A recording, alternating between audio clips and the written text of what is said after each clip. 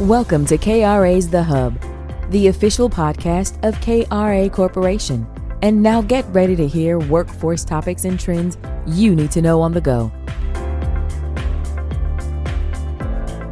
Hello and welcome back to KRA's The Hub. This is Doug Foresta, of course, here with Jonathan Overall. Also with us today is a very special guest, Cami Eakins, CEO of Career Path Services. Cami, welcome. Thanks, Doug. Jonathan, nice to be here. Thanks for the invitation to join you. Likewise. Thank you for being with us today, Cami. So first off, can you tell us a little bit more about Career Path Services, perhaps a high-level overview of some of the services that you provide, and perhaps the range of communities that you guys serve? Sure. So Career Path Services is a private nonprofit. We're based out of Washington State. Spokane specifically is where our headquarters are. We've been doing workforce development and human services, as I said, for 51 years. Started out with work crews of young adults and low-income adults and cleaning up for the Spokane World's Fair back in a long time ago. The World's Fair was in 1974. Since then, we've grown and expanded. We have a workforce development business unit. We have a transitional jobs and human services business unit. And then we also have a training and development unit. Within that, we do a lot of work that is based or funded through Department of Labor, so Workforce Innovation Opportunity Act. And we serve youth, adults, dislocated workers, businesses, and one-stop operators system leadership throughout the state of Washington through 6 different workforce development areas. And we represent 16 counties in Washington State. In addition to that Title I work that we do under WIOA, we also do transitional jobs programs, working with TANF recipients, working with refugees and immigrants, and then also basic food employment and training, all kind of focused on work readiness and career readiness, and then transitioning to employment. And then finally, we have this training and development arm of what we do, where we really are focusing in on developing pre-work skills as well as skill development to go into specific careers, which I'll talk about in a little bit. Cami, you have an awesome podcast called The Dignity of Work, and we'll tell listeners how they can find out more about that in a little bit. You've been doing a series called What the Heck is Going On in Workforce? And I'm curious about, it's hard to sum up, I know. So I'm not asking you to sum everything up. I know that's difficult.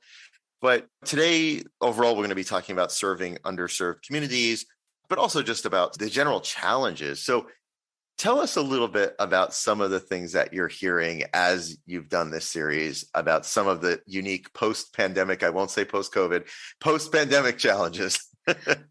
The idea was really born out of recognizing that all of the old indicators of how the economy was doing, how the labor market was doing, they don't seem to apply anymore. So I was just trying to lean into my curiosity and talk to different people to get their views on what was happening. In particular, because we started this probably recording back in February, and we were at this weird space where there's going to be a recession, there's not going to be a recession, unemployment still remains low, there's not enough workers, and yet there's still people who want jobs and they're not able to connect. So I was very curious on what was happening. So had an opportunity to talk to a lot of different people in the industry about how they reach into the community, and asking questions like, how do we better connect, and how do we help learn about where maybe underserved populations are located? And the approach was to talk to folks that already are serving those populations and to ask the question, like, how do we help do a better job of connecting workforce, Department of Labor programs to these different populations? So young adults, refugees, older workers, and then just hearing some unique ways to get out into the community and get messages to people in ways that we have previously not done. So We know the days of waiting for people to walk through our doors are over. It really is an exploration around what do we do when the indicators aren't giving us the information that we need, and how are we going to supply a labor force when there are not enough workers in the United States right now. That's great, Cami. I love how you guys have really done the work to recognize the indicators of change in the economy. And it starts by listening. It starts by asking those questions. And it sounds like you've been able to leverage your podcast to do that. Can you share with us perhaps how you guys have taken some of that information and adapted in terms of the practical area of how you serve the communities, the underserved communities in the regions that you guys work in? Yes, absolutely. I shared earlier, the first thing is recognizing who's already out in the community serving. Our intent is not to take over other people's business. It's to find those that do the work well and figure out how we can partner and leverage our resources with their resources to make sure the communities are being reached. So one example I can share, in Spokane, we have seen a high level of Ukrainian refugees and immigrants settling here.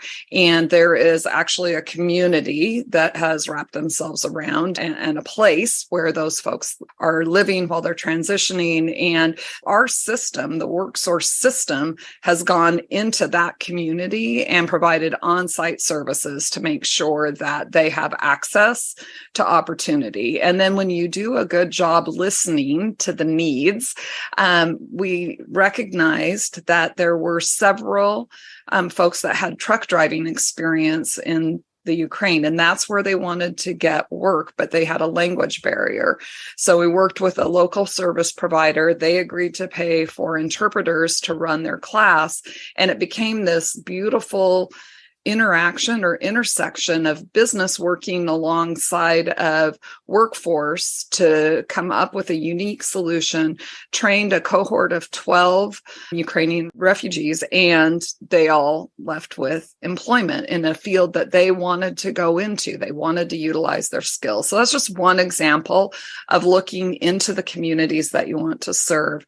I mentioned earlier that we also do some basic food employment and training. So that's food assistance, right? And so we have discovered that when we're able to tap into that resource, we're able to go into communities, find folks that haven't been served or haven't been targeted to learn about workforce development opportunities. And then I think another segment that we have to look at is the underemployed and the working ALICE population, so that we are identifying where they are at and then going there. And I think that's the key to all of it, right? It's not sitting in our office or government looking office waiting for people to come through to us. It's targeting people in the community or other nonprofits in the community that are serving the populations that normally don't get connected with, unhoused, justice involved, all of those groups, and then leveraging our resources to help them connect to opportunity. Thank you so much, Cami. And that's a great point about the world has changed, right? You can't just sit in an office. And with unemployment so low, the people that are not working truly, I would imagine, are the people that have probably the most barriers to employment. They're not going to come pulling up in their car to the front of your office and head right on in. Would that be fair to say? That is fair to say. And I think there's a lot of reasons that go behind it, including a lack of trust of government help, if you want to call it that, or just times where folks have reached out to workforce and either had a horrible experience and so they don't want to come back, or it's seen as they're not going to help me if I do show up. Part of this conversation really has been also around how we talk with business about how to prepare for kind of this new worker that's going to come in, and they're going to be a good hard worker, but they may not come with all of the skills and credentials that you originally were looking for. I was in a conversation or on a panel where we were talking to businesses, and they asked me a similar question, and I paused because I was like, do I want to say this to this audience? And then I was like, if I don't say it, then we're going to just perpetuate. And so the question or the answer really became, how are you welcoming people when they come through your doors? Are you creating barriers that automatically make them screen themselves out instead of screen themselves in? And then are you ready to overlook some of the things, biases that you may have had in the past about the unhoused, about people coming out of the justice system? Are you ready to tackle those things, racism and equity and access issues? Are you really ready to take those straight on and be a welcoming employer? And what needs to happen in order to get to that? I know I deviated around your question a little bit, but I think that's an important piece to say, right? We do have workers.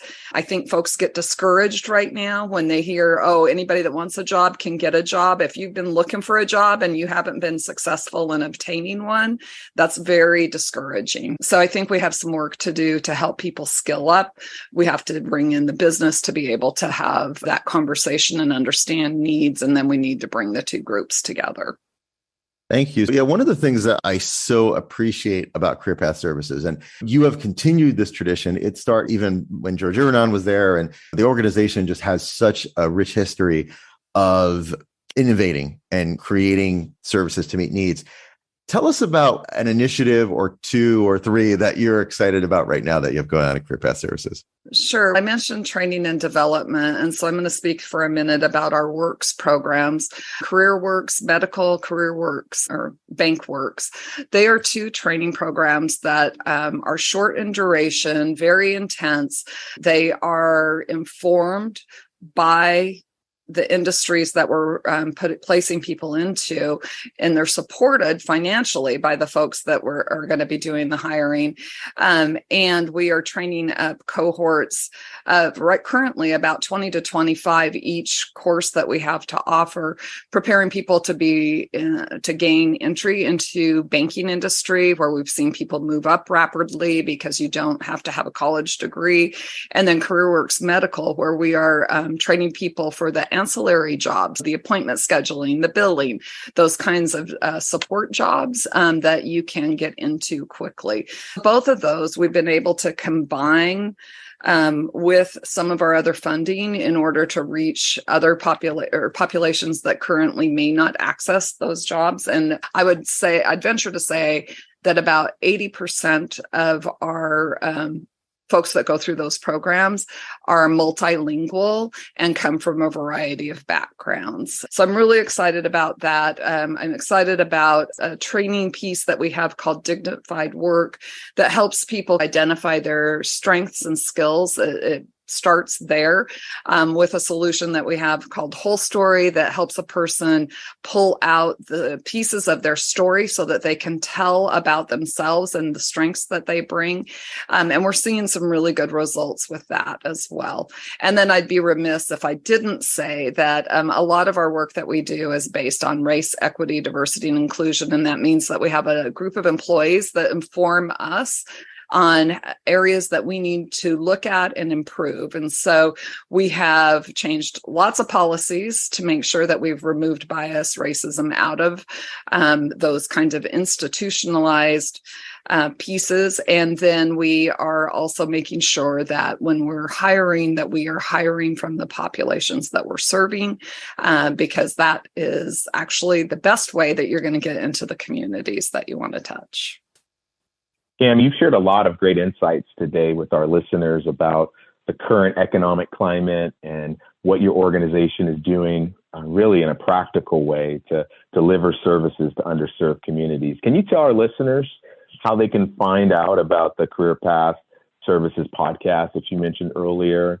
And also tell us a little bit more about how they can find out about the work that you're doing with Career Path Services. Sure. Thank you for the opportunity to share. Of course, they can go to our website, careerpathservices.org. If you want to learn more about the Dignified Work programs that I discussed, it's got its own website, dignifiedwork.org.